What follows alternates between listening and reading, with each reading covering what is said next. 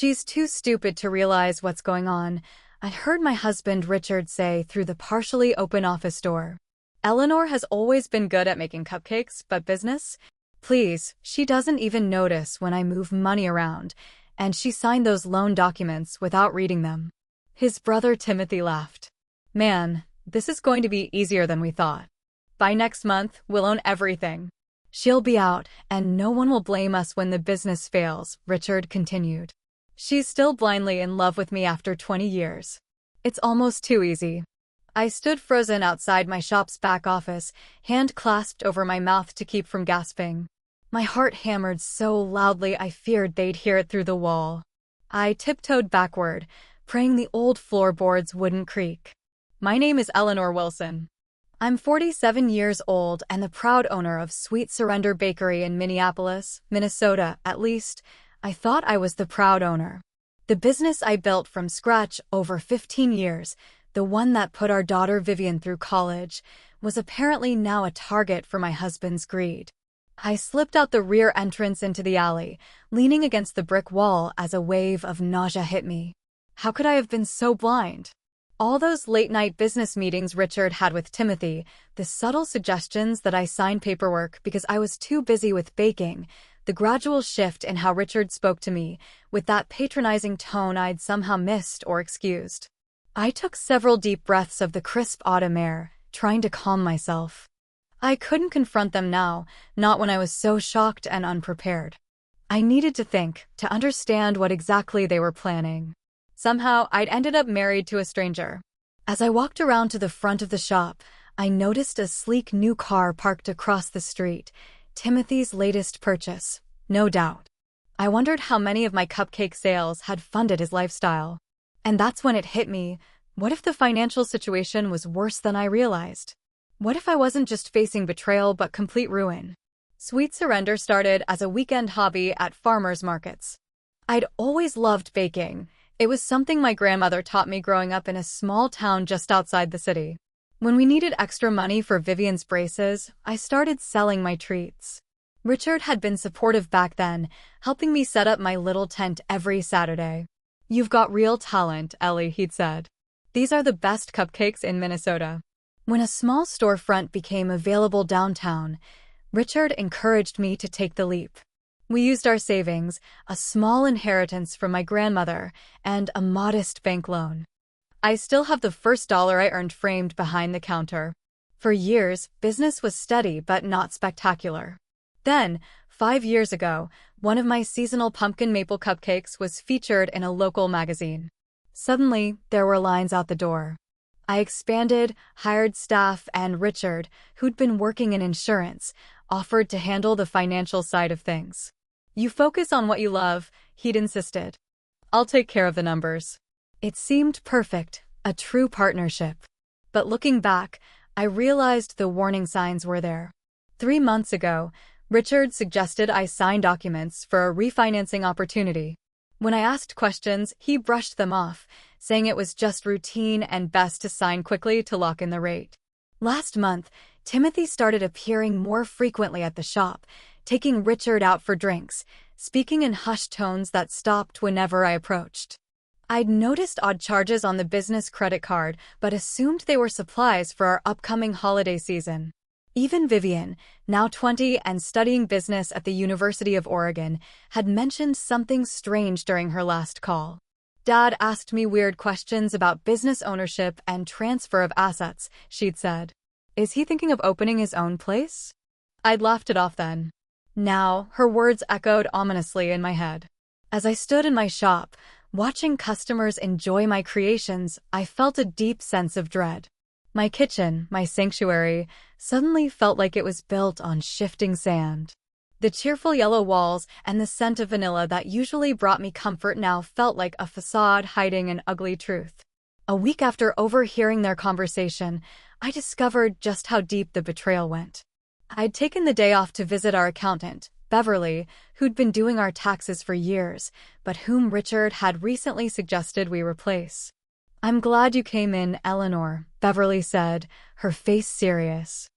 I've been trying to reach you directly. Is something wrong? I asked, though I already knew the answer.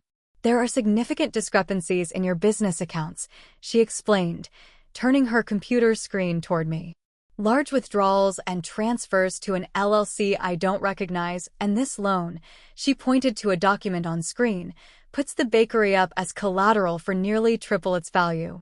My hands trembled as I stared at the numbers, 6 figures disappearing over months, an oppressive loan I hadn't fully understood when signing. Who has access to these accounts? Beverly asked gently. Just me and Richard, I whispered. Her expression told me everything.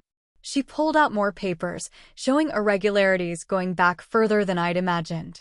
Richard hadn't just recently betrayed me, he'd been siphoning money for years, building to this moment when he could take everything. Beverly slid a business card across the desk. This is Gregory Palmer. He's both a financial forensics specialist and an attorney. You need to call him today. I nodded numbly, clutching the card. On the drive home, my shock morphed into something else, a cold, clear fury. The bastard was stealing not just my business, but my legacy, my passion, my connection to my grandmother. When I arrived home, Richard was waiting. His smile seemed sinister now, knowing what lurked behind it. I've been thinking, he said casually. Maybe it's time to step back from the bakery. You work too hard. We could sell it, enjoy life a little. His words confirmed everything. This was the beginning of their endgame, convincing me to willingly give up what they were planning to steal. I forced myself to smile. That's an interesting thought. Let me consider it. His relief was palpable. He thought I was falling for it, that I was indeed as stupid as he believed. That night, I lay awake beside the man who'd planned my ruin, listening to his peaceful snoring. The business I'd built with my sweat and tears, the recipes passed down through generations, the staff who relied on me, all of it was at risk. I couldn't confront him yet, not until I understood exactly what I was facing and had a plan. But one thing was certain. This was war, and Richard had no idea who he was really up against. The next morning, I met with Gregory Palmer in his downtown office. His no-nonsense demeanor was exactly what I needed. Based on what you've told me and these documents, he said, reviewing Beverly's files, your husband and his brother are attempting a rather sophisticated form of financial fraud. They're creating artificial debt against your business, then planning to trigger default terms that would force a sale to a company they likely control. Can we stop it? I asked. We can, but we need to be strategic. Your name is on these documents. Challenging them directly could be complicated. I slumped in my chair, feeling defeated. However, Gregory continued, there's another approach, if you're open to it. We could gather evidence of their conspiracy. That would fundamentally change the legal landscape. Hope flickered. How would we do that? Gregory introduced me to Diana Winters, a private investigator with a specialty in business fraud. Her confidence was contagious. Men like your husband and his brother get careless because they think they're the smartest people in the room, Diana explained. We'll use that against them. Their plan was elegant. Diana would pose as a potential investor interested in the type of business Richard and Timothy were establishing through mutual contacts she'd invented. She'd express interest in their venture, gaining their trust and recording their plans. Meanwhile, I would maintain the appearance of ignorance, all while securing my own position. Gregory helped me establish separate accounts and document all existing assets. We photographed equipment, created inventory lists, and gathered proof of my original investments. For the next 2 weeks, I lived a double life. At the bakery, I was the same cheerful Eleanor, greeting customers and creating new recipes. At home, I was the oblivious wife, pretending not to notice Richard's increasingly frequent business meetings. One evening, Richard announced he'd be meeting Timothy to discuss some insurance matters. I knew Diana would be there too, wearing a wire. Take your time, I said sweetly. I've got plenty to do here. Once he left, I went into his home office, something I rarely did.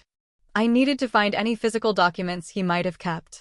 After an hour of searching, I found a hidden folder in his desk with copies of the loan documents, planning notes, and, most damning, a business plan for Wilson Brothers Bakery, opening at my current location, with a projected timeline showing my exit. I photographed everything, hands shaking with anger. When I returned the folder, I noticed something that made my blood run cold. A life insurance policy on me, taken out 3 months ago, with a substantial payout to Richard. I called Gregory immediately. "This changes things," he said gravely. "We need to accelerate our timeline, and Eleanor, be careful." That night, when Richard returned home, I watched him with new eyes. Was the insurance policy just good planning, or something more sinister? I wasn't just fighting for my business anymore. I might be fighting for my life. The next day, Diana called with news. "I've got them on record discussing the entire scheme. They're planning to trigger the loan default next week." I felt momentary relief, then terror. I wasn't ready. We needed more time. "There's something else," Diana added. "They're meeting someone tomorrow, a health inspector they've bribed to find violations at your bakery. They want to damage your reputation before they make their move." My plan to fight back was crumbling before it even began. They were moving faster than we'd anticipated, attacking from angles I hadn't even considered. 2 days later, the health inspector showed up unannounced at Sweet Surrender. I recognized him from Diana's surveillance photos. Robert Jenkins, a cousin of Timothy's wife, with a history of taking bribes. "Just a routine inspection," he said with a smile that didn't reach his eyes. I watched him search for violations, planting his finger in clean areas, then testing for residue, taking photos of perfectly functioning equipment, and writing furious notes. I knew what his report would say, no matter what he actually found. That afternoon, my phone rang. Vivian calling from Oregon. "Mom, something weird is happening," she said without preamble. "Dad just called asking if I'd sign some paperwork he's sending over, something about protecting the family business and needing my signature since I'm a beneficiary." My heart raced. "What did you tell him?" "That I'd look at it first, obviously. I'm not signing anything I don't understand." I nearly cried with relief. "Good. Don't sign anything. In fact, don't even open the package. I'll explain everything soon, I promise." "Mom, what's going on? You sound scared." I hesitated, not wanting to burden her, but needing her to understand the severity. "Your father and Uncle Timothy are trying to take the bakery from me. It's complicated, but I'm handling it." "I'm coming home," she said immediately. "No, stay there. Focus on your studies. I've got good people helping me."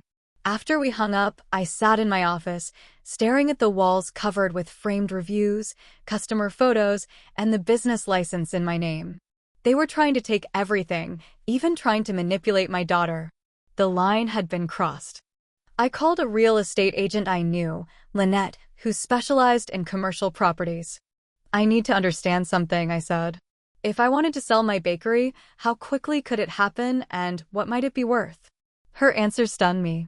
Due to the bakery's reputation and prime location, it could potentially sell for nearly twice what I'd imagined, and with the right buyer, a deal could close within weeks. A plan began forming in my mind, one so audacious it made me dizzy. What if, instead of fighting to keep the bakery, I sold it myself? Not because they forced me, but on my terms, to someone who would value what I'd built. I called Gregory to explain my idea. "It's risky," he warned. "If Richard finds out before we're ready, he could try to block the sale. But if we succeed, then you control the proceeds, not him. And with the evidence we've gathered, we can ensure he doesn't benefit from his fraud." Diana's next call cemented my decision. She discovered that Timothy wasn't just helping Richard, he was blackmailing him. Apparently, Richard had been embezzling from his insurance clients for years, and Timothy had proof. "Your husband is being played too," Diana explained. "Timothy has been recording their conversations as insurance, threatening to expose Richard if he doesn't go through with stealing your business." The betrayal was even deeper than I'd imagined. My husband wasn't just a thief, he was a coward being controlled by his own brother. That night, I drove to the outskirts of the city and parked at a scenic overlook.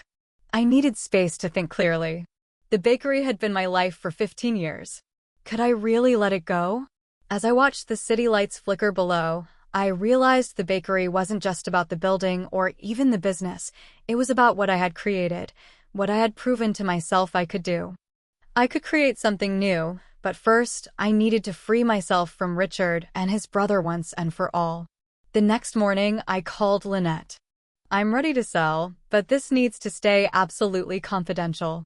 I understand, she assured me. I know someone who might be very interested, Helen Bryant from Heavenly Bites. She's been looking to expand. Helen was my biggest competitor, but I'd always respected her business acumen. Her 3 locations were run efficiently, and she treated her staff well. If anyone would preserve what I'd built, it would be her. By the weekend, Helen and I were sitting in Gregory's office, negotiating terms. She'd offer market value plus a premium for the immediate sale and intact staffing. Additionally, I'd receive royalties on my signature recipes if she continued to use them. I've admired what you've built, Eleanor, Helen said. I'd be honored to continue your legacy. We shook hands, and Gregory began preparing the paperwork we would need to move quickly. The health inspector's fraudulent report was expected any day, and Richard's loan default scheme was imminent. Meanwhile, Diana continued gathering evidence. She'd placed legal surveillance in my office at the bakery, capturing a meeting between Richard and Timothy where they explicitly discussed their fraud.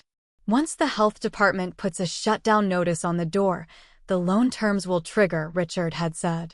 She'll be so upset about the violations she won't even notice what's happening with the business until it's too late. Their callousness was breathtaking. 15 years of marriage, and Richard saw me as nothing but a means to an end. Just as we were finalizing the sale, an unexpected complication arose. The bank holding the fraudulent loan contacted me, concerned about unusual activities with the business accounts. Richard had attempted to move more money, triggering their fraud detection systems. They're accelerating their timeline, Gregory warned. If the bank freezes everything for investigation, our sale could be delayed. I needed to buy time. Reluctantly, I called Richard. The bank called me about the business accounts, I said, feigning confusion. Something about unusual transfers. There was a pause. It's nothing to worry about, he said smoothly. Just some restructuring I'm doing to improve our tax situation. I'll handle it. Should I call them back? They seemed concerned. No, he said too quickly. I'll take care of it. That's my department, remember? You focus on your baking.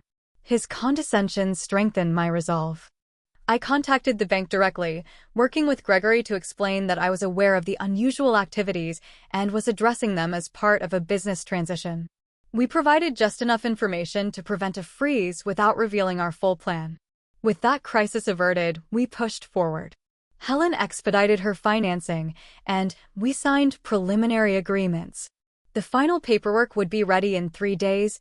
Ironically, the same day the health inspector's report was due and Richard planned to trigger the loan default. The night before everything would come to a head, I packed a small bag and prepared to stay with a friend. I couldn't bear to be in the same house as Richard anymore, knowing what I knew. As I was leaving, he came home early, catching me with the suitcase. Going somewhere? He asked, suspicion evident.